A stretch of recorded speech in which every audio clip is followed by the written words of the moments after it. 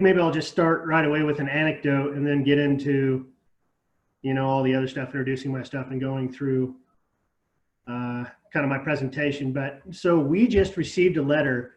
It wasn't just, it was 3 months ago, but because of the way things work in the federal government, we just got around to reading it from the Army Corps of Engineers, one of our sister federal agencies. They want to place across federal and state lands 360, I guess they're like weather monitoring stations, flood monitoring stations, 360 new ones. They have 180 existing ones that they want to update. So we're talking, if someone does the math real quick, 500 different installations.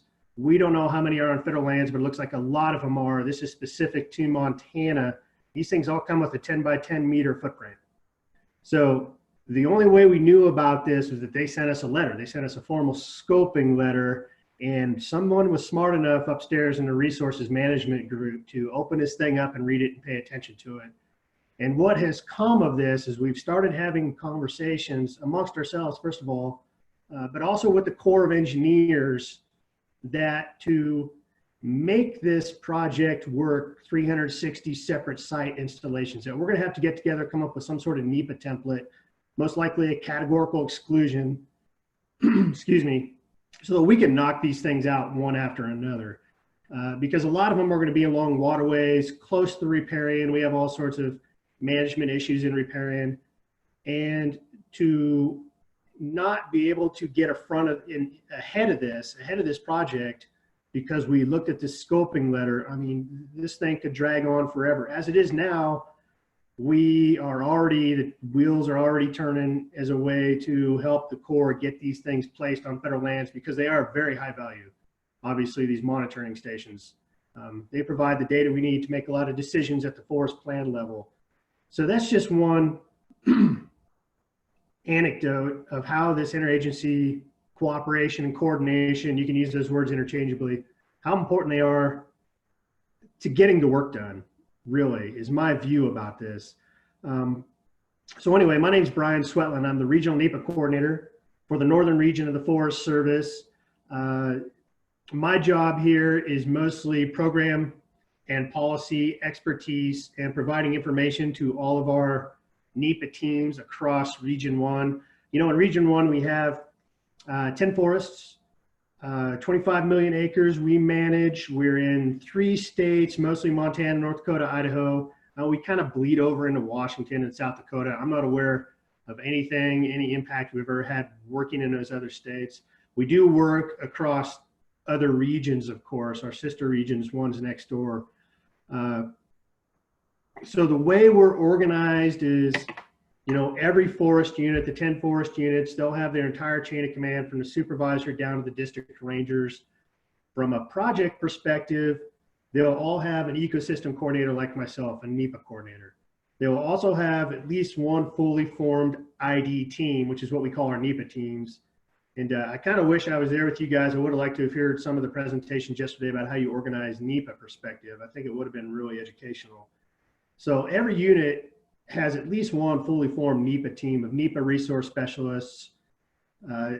Most of them have 2 or 3 fully formed NEPA team, and they are fully loaded with work capacity. And you guys are probably in a similar situation. We have our regional office where I work. We have a resource branch. We have a GIS branch. We have an engineering branch. We have a recreation and heritage branch. And our job is to help the units with policy, tools, and expertise. And I don't know if that's how you're organized, but that's how we're organized. And I'll get into a little bit about why that's maybe important to you in a minute. But I did want to bring that up. My background in NEPA, April 1st actually was my 23rd year of federal service. I've kind of been all over the place, but mostly my emphasis has been in NEPA for probably the last 15 years, 10 with the Forest Service. I also worked with the Park Service. I also did several projects with the Bureau of Land Management, not as an employee, but kind of as the Forest Service lent me to the BLM to do some of their grazing EA. So I've seen it from a federal perspective. I've seen NEPA from about every angle you can see it. So I kind of have this broad perspective of how this stuff works. So that's just a little bit organizationally about how we how we are set up. Oh, I should say we do have research branch or research division. It's kind of a standalone thing. Rocky Mountain Research Service. They provide a lot of important stuff to us. If you have not seen their literature, their research literature, that is all online. I don't know, maybe after this I can provide you some links. They do a lot of research, white bark pine research, you know, insect and epidemiology research. They have tons of research going on everywhere. And of course, if and your NEPA is like ours, you know, the key to successful NEPA is being informed about the actions and the effects so you can make an informed decision and not get taken to court. And so that research branch has always been really important to us on the end of this.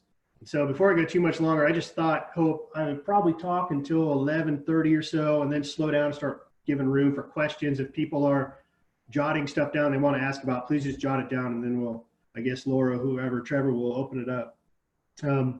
So cooperation and coordination, like I said at the beginning, is very important for our success. There's formal ways to cooperate. There's informal ways to cooperate, coordinate. It's interesting, the very first sentence of the National Environmental Policy Act back in 1970 talked about the need for cooperation with state, local, tribal governments, and public and non-public partners. So cooperation has always been a part of what we as federal agencies are supposed to do in our mission. Of course, the NEPA, National Environmental Policy Act, our regulations, our requirements also ask that we coordinate and cooperate with federal and state entities. We do this with tribes a lot because we have a lot of tribal trust responsibilities. I'll get into a little bit more of the nuts and bolts here. Just a very general overview.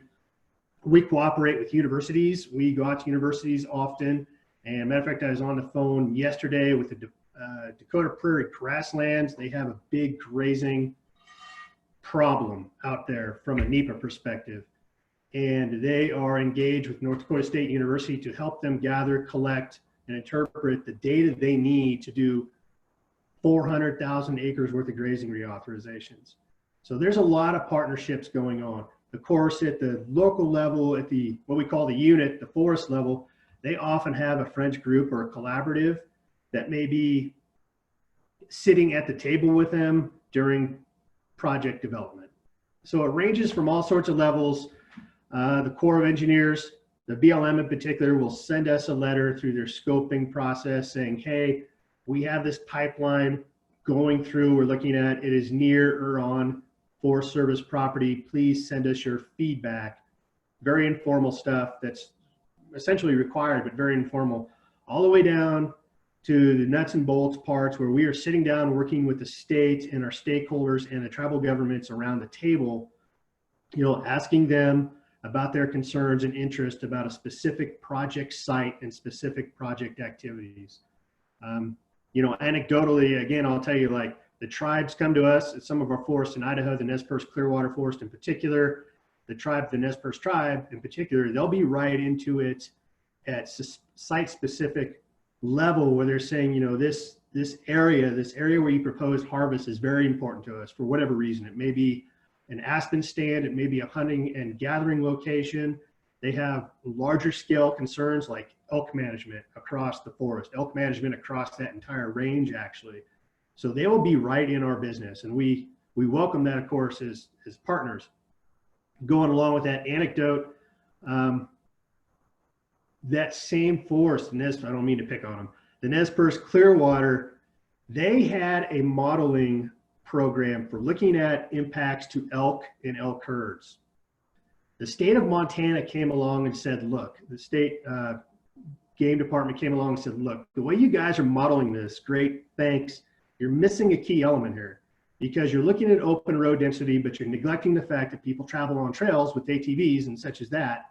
And we see this as having the exact same impact on elk as a motor vehicle. We consider it a motor vehicle. You need to change your modeling.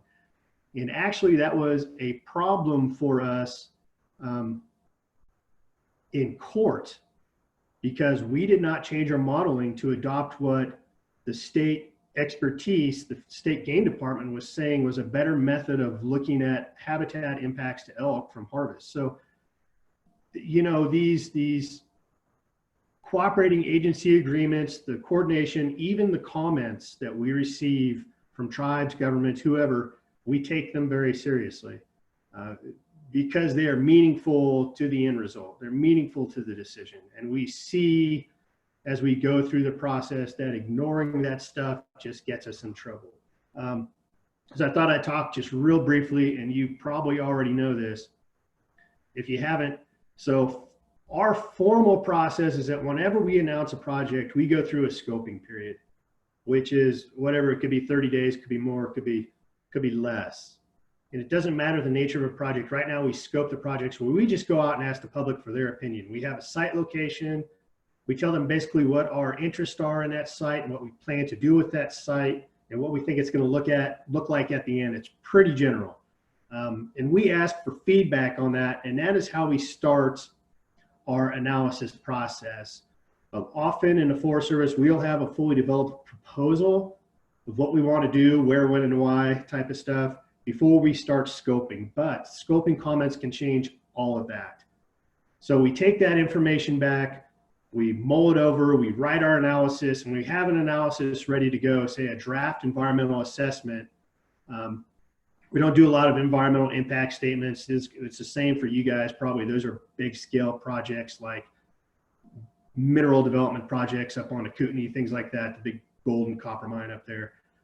We do mostly environmental assessments for our work. We start to do more and more categorical exclusions. But we put these things out for public comment at that part, and that's when things get serious. And we're looking for specific feedback, like that example, the state modeling issue. That's where we're looking really to get into the nuts and bolts of problems or additional opportunities with our analysis. Then we take all those things into consideration. We come out with a final document, and we do, for our environmental assessments and our environmental impact statements, now have an objection process, which is a formal pre-step to litigation. And what the objection process is one last opportunity for the parties to sit down together and hammer out the differences. It's an opportunity for us to, perfect the analysis and the decision so it withstands court scrutiny. But really what it's meant to be is a last opportunity for everybody to get on the same page. And so we have the whole range of that stuff. Sometimes it's easy to get on the same page where you have a problem with the tribal government. I haven't talked about county governments, but it's often they will come to the objection process or at least comment process with some concerns. It's usually very easy to hammer those things out. On the public side, we have our, the folks who comment often on our projects. I don't want to disparage them in any sort of way, but it's often more difficult to come to an agreement with them on a project. We can, and we do at a small scale, but their concerns about the Forest Service and Forest Service management are often much larger. And you probably get that too. Their concerns are with, we should be putting lynx habitat and grizzly habitat, above all else, including the need for, one of our mandates obviously is to produce timber, produce hardwood. So that balancing act sometimes just doesn't work out, but that's what the objection process, that's what that opportunity is there for. So that's kind of the formal process we go through. Informally, it's also formal, but informally, we enter into a lot of agreements with the counties and states. I'll give you this example. When I was in the Park Service down in northern Arizona, southern Utah, at Glen Canyon National Recreation Area, the Lake Powell area, we had many, many miles of roads that we shared with the counties. We had an MOU, Memorandum of Understanding. I wrote this note here about trying to clarify all my acronyms. So every time I say something, I'm going to try and spell it out. So Memorandum of Understanding with the counties, we overlap 4 southern Utah counties, that we would identify the road issues and they would go out and do the road work. So they'd be doing our grading, for instance, on a lot of these backcountry dirt roads. And the MOU is very important for us to getting that work done because we did not have the capacity to do it. And what the MOU led to, the memorandum for road grading and for road maintenance with the counties, led to this whole relationship where when we started reviewing park management from a broader perspective, the fact that they were engaged with us on this, what seems like a trivial road management issue, road maintenance issue, brought them to a table on a lot of larger scale. Obviously it's a park, a lot of larger scale development, visitation, the way we run the lake, things of that nature. So those formal agreements, it's a formal memorandum, but leads to a bunch of informal work. We also have agreements with the state, obviously. So I don't know if you've talked about this, but generally speaking, I don't want to get into specifics. Generally speaking, the state is the agency that has expertise for fish and game management. And the way we view it is that's the state's role, fish and game management. So if they have herd management issues, bighorn sheep issues, we've had projects with the state, bighorn sheep introduction. We have an interesting project coming up in a wilderness area. I think it's a scapegoat, don't hold me to this, where we have a stream, a trout stream in a scapegoat wilderness that is cut off by a natural barrier. I believe it's a waterfall. And we're looking at going up there with the state under an agreement. They're going to pesticide the fish that are in there. And I believe it's non-native rainbow. It's non-native either way. Pesticide the fish that are in there, which is just, we're going to poison it. We're going to clear out the stream. We're going to transplant native West Slope cutthroat and bull trout up into that stream, up into that headwaters where it is cut off from the lower population as a way to help restore this endemic population that should be up there in a scapegoat. So these agreements and understandings leads to a lot of very site-specific projects. And of course, what that all leads to, for your perspective, it leads to NEPA, because all of these things, we have to work out the NEPA together. We had a bighorn sheep reintroduction project on a Beaverhead Deer Lodge National Forest out there by Dillon, to put that in perspective, where they wanted the state reintroduced a native population of bighorn sheep. On your end, you did an environmental assessment. We adopted that environmental assessment, ended up working that into an environmental impact statement on our end. Why those two things didn't balance out is a very complicated issue. Is mostly had to do with our forest plan and other legal requirements. And that has gone through court, I don't know how many times. So the state and the federal government are partners on trying to get this worked out and trying to maintain this native sheep population. Well, introduced sheep population along with the other native herds that are in the same area. And as you guys probably know, there's lots of questions about commingling with domestic sheep, and that's really what it's all about on the back end. Nobody objects to reintroduction of species like that. It's what are the other things that Forest Service is doing that kind of get us in trouble. So there's a couple examples, So another example is this Montana Natural Heritage Library. Are you familiar with that? So it's kind of the Montana Heritage Database of species and their habitat. So our resource staff, the wildlife staff in particular, I think Tammy Fletcher might have been the point of contact. We cooperated very closely with the state on that stuff. We may have even provided funding on that. We will often do some interagency funding on these type of projects. That's one of those things where we value working together with the state. Air quality monitoring is another one. I think everyone around here, federal and state, shares the air quality monitoring network, because there's only so many of them that are in the most important places, and all that data gets spread far and wide. And the way this works, getting down to the specialist level, is that there's a lot of specialist to specialist coordination, whether it's wildlife or air quality people or hydro people. Some of the other stuff isn't as specialized. The recreation and the wilderness stuff is pretty specialized to the Forest Service, but there's a lot of shared resources. There's a lot of opportunity to share resources. One of the things I tried to do before I got on here, things got really messed up. When we all had to leave the offices, we kind of had to leave the offices in a hurry. No one could even grab files or anything. I was talking to our resource management staff about any open sources of information, any data sets, any listservs, any websites where they maintain open public access for interagency coordination. So when I hear back from that staff, I'll try to get that to you, Hope. For those of you out there, maybe you're a hydrologist or maybe you're a soil scientist, you're wondering what resources we're sharing up here. We'll try to make sure I get a list of that stuff to everybody when it's available to me. One other thing I was going to mention, of course, we have these mandated, they're not mandated, they're congressional opportunities, statutory opportunities like Good Neighbor Authority. If you've talked about that, Good Neighbor Authority is this new tool we have specifically with the state. I suppose the tribes could also use it, and they do to an extent.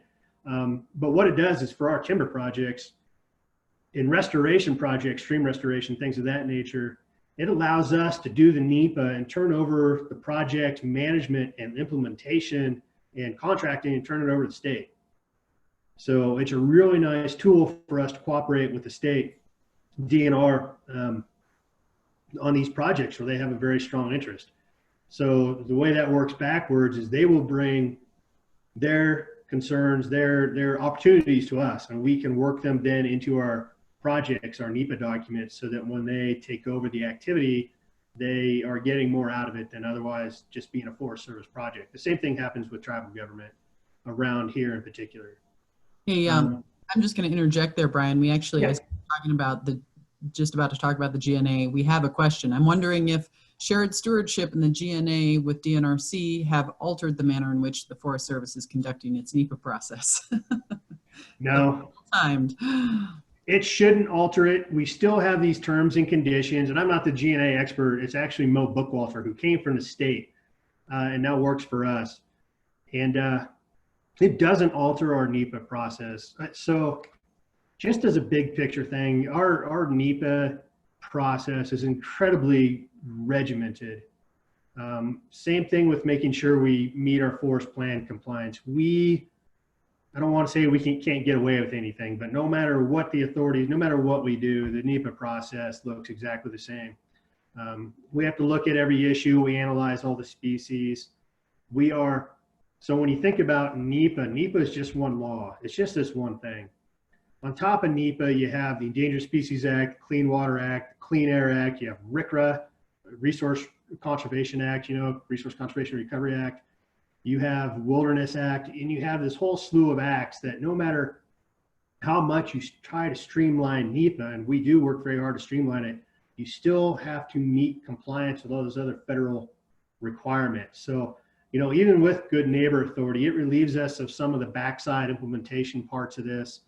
We get to work more closely with the state, but it doesn't mean we can, I'll just be blunt, it doesn't mean we can skip, say, an acreage limitation on harvest activities if we use a categorical exclusion. We're still stuck with those requirements. We still have to meet all those things. So it's helpful. It's good from us on the back end and the money end. NEPA is still a time-consuming process that we're struggling. We work every day to streamline it. I'm developing trainings now specific to specialists to help them understand how to organize their arguments, organize their logic in their analysis so that these things flow a little more smoothly and hopefully then a little more quickly on the front end so we can get through these things a little quicker. I thought I want to make sure I didn't miss anything here. I think I mostly covered all the really important issues I wanted to share with you guys. And I suppose we just open it up for questions and see where that takes us, Hope? Certainly, if that's what you'd like to do. Was that your kitchen timer to yourself for your? That was my kitchen timer for 30 minutes. Nicely done. Your own hook on the stage. Yeah, exactly. Yeah. So if we open up for questions here, I just encourage folks to go ahead and unmute their microphones or put it in the chat if you have a particular question you want to ask. To get us started, though, going back to the original anecdote you gave in the beginning of that letter from the Corps of Engineers. So it sounds like you kind of feel like you're lucky you saw it in time. What would have helped? They went the formal route of sending you the letter. What would you also encourage people to do to avoid that scenario where you could just, because of a delay in getting the mail, which could be a big deal right now with the way office activities are interrupted? What would be your preferred way to also be contacted? Right. What I prefer is specialist to specialist. Also, what I prefer is, I don't know if you have IDT leads, if you have NEPA coordinators, but there's only a handful of NEPA coordinators. So I'll give you my spiel here is that specialist turnover is very high in the Forest Service. I don't know if that's the way in state agency, but they bop around from one to another all the time. So those relationships are still very important to make. But for long-term planning, the unit ecosystem coordinator or environmental coordinator, whatever you want to call them, they tend to be much more stable. They're much more long-term. And so where the state can understand how to communicate with those people on a project to project basis, that is the, preferably to me, that's where I want things going. So that takes a long time to establish relationships. As it works right now, I hear from all my unit coordinators, all the Forest Service forest coordinators, we're in constant contact about what's going on and why and what the problems are. I rarely hear from anyone else, the state, the BLM. It's very different. When I was in the Park Service, I knew not only all of my park NEPA leads, all the other Park Service NEPA leads around me, but I knew all the BLM NEPA leads. And we were, because the BLM surrounded us, we were surrounded by, Grand Staircase Escalante swallowed a lot of people up, and or bordered a lot of parks. And there's a lot of parks down there in Utah. So we were always talking with each other, always.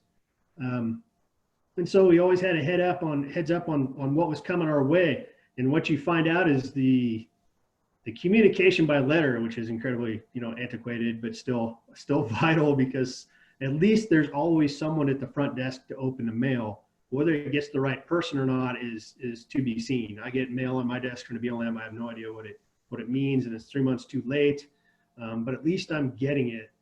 But honestly, if we had that closer coordination between the NEPA, I just call them the NEPA leads, that would be my preference. And I don't know how to do that. It can be, we used to have quarterly calls. So the counties would call all the land management agencies together. It was usually every quarter, and we would pick a different county. We'd all go down there and meet, and we'd share our list of projects. It's been very strange to me that up here in Montana, the Forest Service does not do that, because down in Utah, the Ashley and those forests, they were always doing that. They'd come to every meeting and everybody knew everybody.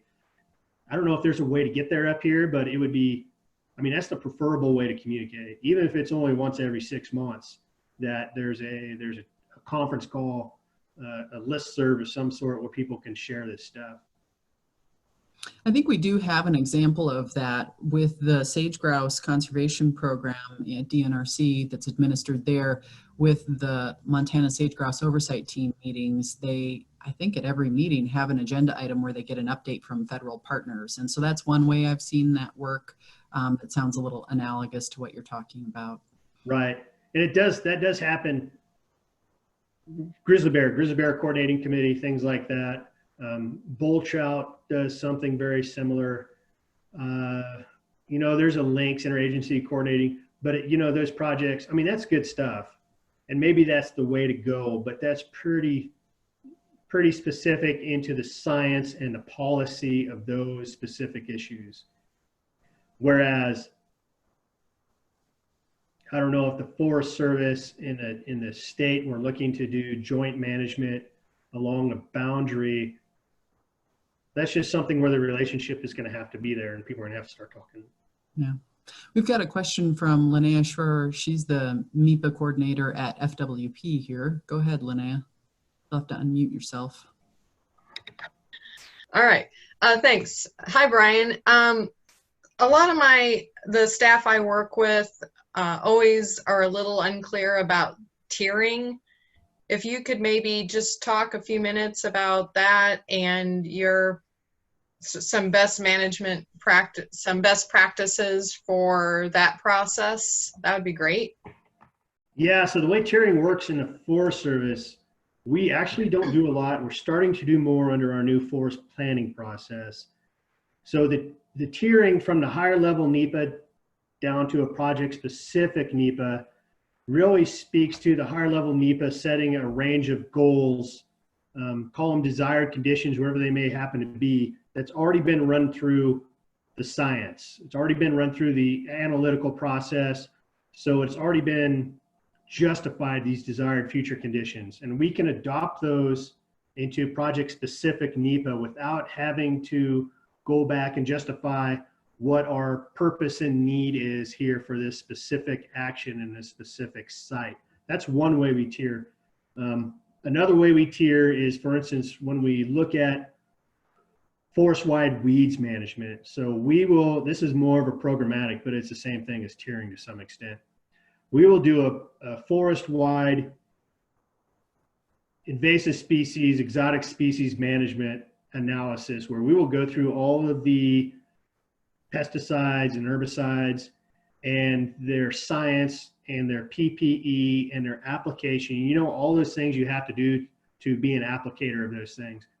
And we will cover that at a forest-wide level so that when we get to a NEPA specific project, we don't even have to discuss that stuff.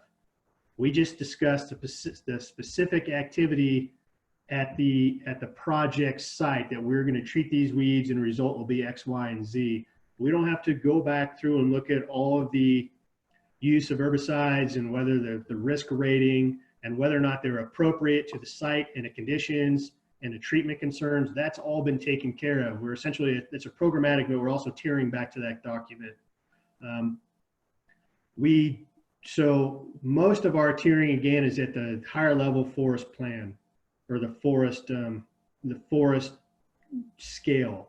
And then that's tiered down to the project scale. Tiering it's just not something we do a whole lot of.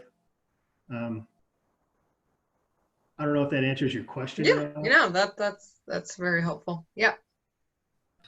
Brian, is there a reason you don't do a whole lot of it? Is it just not what you think the best practice is, or just? No, it's hard. I think we would like to do more, but developing those higher level, large scale analyses is difficult because you've got to make sure that they're practicable or usable at the site specific scale, and that doesn't always work. A couple of different approaches we've taken is, I won't necessarily call them condition-based, but we've done a couple of projects, for instance, wherever across the entire forest, wherever we encounter aspen stands and they're being encroached on by conifer, we have a CE, we have a categorical exclusion, we have a NEPA document that essentially allows us to take back the conifer so that we can have aspen release. People do the same things with hardwoods all over the country. We don't have hardwoods up here, but it's called aspen release, hardwood release. So we are starting to look more action specific at the large scale. So this is not tiering, but what this allows us to do is essentially the same thing as a programmatic level document, that if we have a project and we have aspen over here and we see a need to do some restoration, rehabilitation of that aspen stand by clip, we don't have to talk about that. It's just going to happen. So we're starting to look at some of those larger opportunities for these things we encounter often that they kind of muddle up the NEPA analysis, because to have to then go into your NEPA when you're talking about whatever, changing the Douglas fir to white bark pine and why you're doing that and what the effects are to links and everything else under the sun, to have to throw this aspen, very minimal aspen activity in there.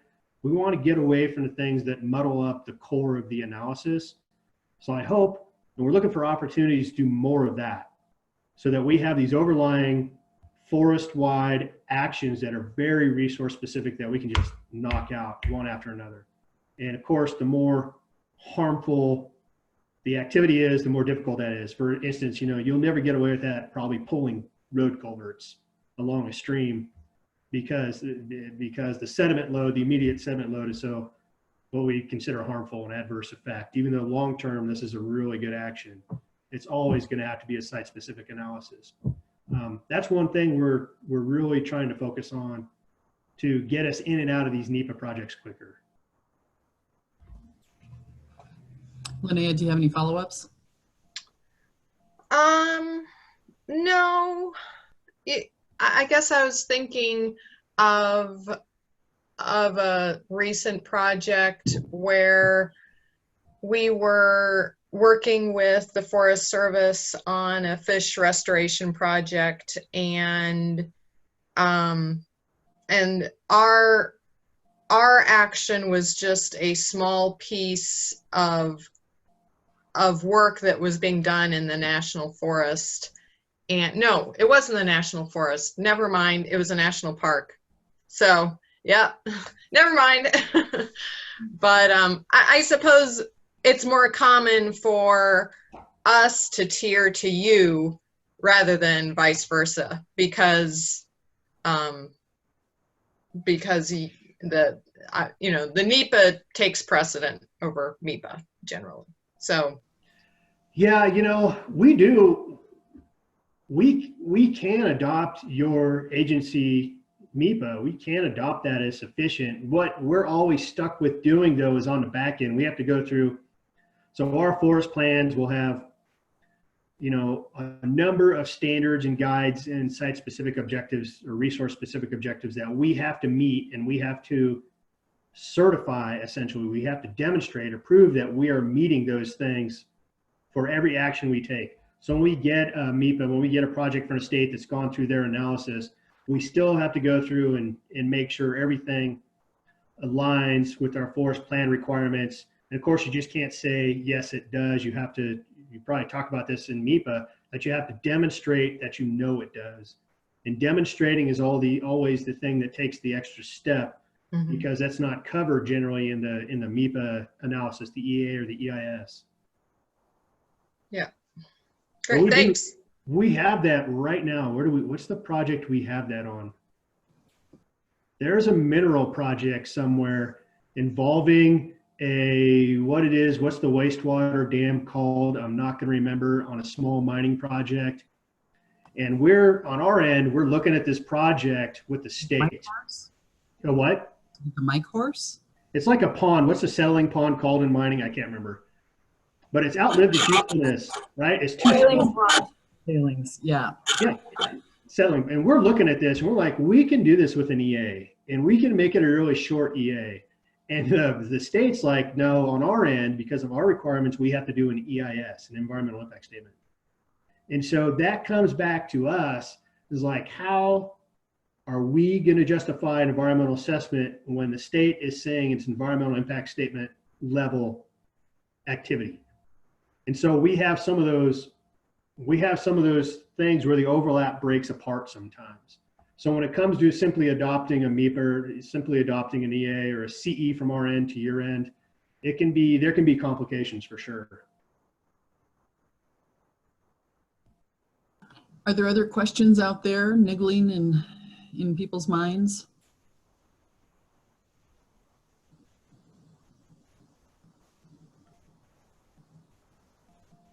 Nothing's immediately popping up, so I'm going to take the opportunity to ask you, Brian. I have not been able to fully read the federal notice for the changes being proposed to the federal regulations for NEPA, and I want to. I understand that the changes would really change cumulative effects analysis, for instance, and would like to get your thoughts on what you might summarize, what you know about the proposed changes, and that will help me think about, because I've already had some questions from state folks, how does that change what we have to do with MEPA? And generally what I've been thinking is that our MEPA requirements remain the same. If you have a joint document, then you have to think about that potentially, but I would like to get your thoughts on what the proposed changes are roughly, and how that's going to change your work. Right, it's really interesting. They're looking at, I don't want to say a wholesale change, but they're definitely looking at streamlining the federal NEPA requirements, and this would apply to all federal agencies. So, for instance, when a draft has come out, and the comment period already closed, and a lot of people in the environmental community saw that and were very concerned, for right or wrong. They were very concerned about what it said. And what I had to remind my ecosystem coordinators and others is that this isn't about us. It's also about the Department of Transportation and the Department of Defense and all these other agencies for whom maybe NEPA has been an overwhelming burden, for a variety of reasons, because really what NEPA is focused on is information about environmental harms. And probably the Federal Highway Administration would be like, we don't cause a lot of environmental harms for building highways. It's probably their attitude about it. So one of the big changes that everyone heard about is that there's a line in the proposal that says there are no more cumulative effects analysis. And from a big picture, from a macro picture, what the regulations or the authors of the regulations are saying is that they want federal agencies to focus on the effects that are under their control, not the effects from surrounding jurisdictions or the effects that are distant in time and space, but the effects that they can control right here and right now from project activities, such that if the effect was unwanted, they could drop that part of the proposal. So what we do now, particularly in the Forest Service, is if we have a timber cut, we just don't look at timber, we'll look at the home range of a grizzly bear, which may cross 3 jurisdictions. We have no idea how far that would go. And so what that leads us to doing is looking at all the proposed private land timber harvest that may also affect this wandering grizzly bear within its home range, or all the other forest activities within the same home range. Another easy way to think about it is if you have a watershed and you have a proposed treatment in a watershed, because it's all funneling downhill, you know, to be real basic about it, you should also be aware of all the other projects in that same watershed that can have adverse effects to what's happening below. So what they're trying to do is focus on the immediate effects, the long-term effects also, of course, because that's usually where we show the benefit or the improvement that we're aiming for. Like I talked about pulling culverts earlier, if you only showed the short-term effects, you would never remove or replace a culvert because it's just an immediate rush of sediment into a stream. It's very harmful. If you look at it over the course of a couple of years, the upsizing and right-sizing of culvert is a very positive development for aquatic habitats and things like that. So that's one of the big things they're looking at. And how this plays out, I still think when you look at the effects of your activity on a grizzly bear, you're still going to have to consider across the spectrum what also is happening to that grizzly bear. What they seem to be saying is that you are no longer going to have to worry about whether or not, you know, private landowner A, B, and C plans on cutting or clear cutting their entire parcel next year. It's just beyond your control whether or not they do that. And so to build all these assumptions in to your effects analysis is something they really wanted to get away from. And so what that all comes down to is there's no longer going to be direct, indirect, and cumulative effects. When you describe what's happening, they just want you to describe the effect of the activity. And so that's one of the changes that really caught people off guard. I wish I could remember. There's a lot of other changes in there. What counts as a federal activity is going to change. So if we're not a major player, so right now, if there's a federal nexus, most of the time we get roped into doing MEPA. Even if it's an outside agency doing the action, say they've got a pipeline or a power line or a small mineral development that is crossing or taking place on federal lands, we get involved in the MEPA. And what the new rules seem to be saying is that that is not a major federal action if you only have a minimal part of the decision process or a minimal part of the funding process. So it's bringing our scope way back down to more immediate Forest Service directed actions for triggering MEPA. That's another fairly big change there. There's some other minor things about how many alternatives you have to look at and things like that. I don't necessarily know that those are in any way big changes. If you read the authors, if you get into what they're saying, they're like, essentially, we're just updating the NEPA regs to keep up not only with current practice, but with all the lawsuits that have tried to reshape NEPA over the course of 40 years. The regs came out in '78, and what we're doing is revising those NEPA regulations.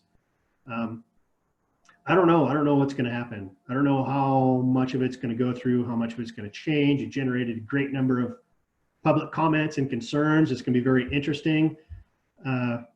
I don't know how much it's going to change our practices, though. And I'll tell you, the reason my view is because the CEQ NEPA regulations they speak to environmental impact statements. And of course, they apply to EAs. There's actually a little bit in there about environmental assessments. They describe an environmental assessment and a finding of no significant impact. So the meat or the heart, I would say, the soul of the CEQ regulations, how you look at effects analysis, they come down into an EA. But what those regulations are really about is environmental impact statements for major federal actions. And we just don't do a lot of that anymore. So the way, if I look at those regulation changes and I look at the way we do EAs, the changes outside of how we handle cumulative effects, the changes are almost non-existent to me. They're just very minimal. Okay, I appreciate your perspective. Other questions that have arisen, other thoughts? This guy is one of the guys for MEPA in our area. So if you have any other things that don't pertain to interagency coordination, I would say go ahead and ask him, because he's a busy guy. But if we don't see more questions pop up, Brian, I sure appreciate your time. And again, going back to the point you were making about contacting the right people, having communication at the right level, what's the best way to find the contact information for those people you're talking about? So I'll send this to you. We have, gosh, all right, now I'll have to go back and look. So we have everything on SharePoint sites now. I don't know if SharePoint sites are public or if we have to make them available to the public, but we keep a list of people, all of our unit NEPA coordinators on there, a lot of our information's on there, our NEPA training and things like that. I'll go in and look and see if that is publicly facing, and then I'll get back to you about that. Yeah, I think generally, if my husband were upstairs, he's in the basement right now, he could answer that question because he's our SharePoint guy at work.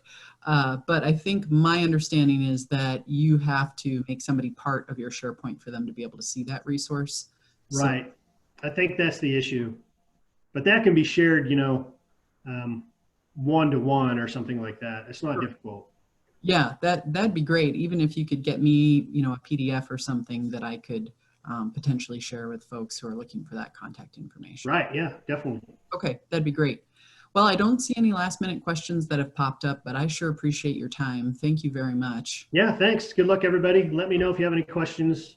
I spend most of my day as a NEPA help desk guy, kind of like a computer help desk guy, just answering NEPA questions. So it's a pretty fun day. Before we go? What's that? Anything you want to add before we go? Add? Yeah. Anything, any last thoughts you have? Oh, no. You know, what I tell my people is the basics, the foundation of NEPA is every decision has to be informed.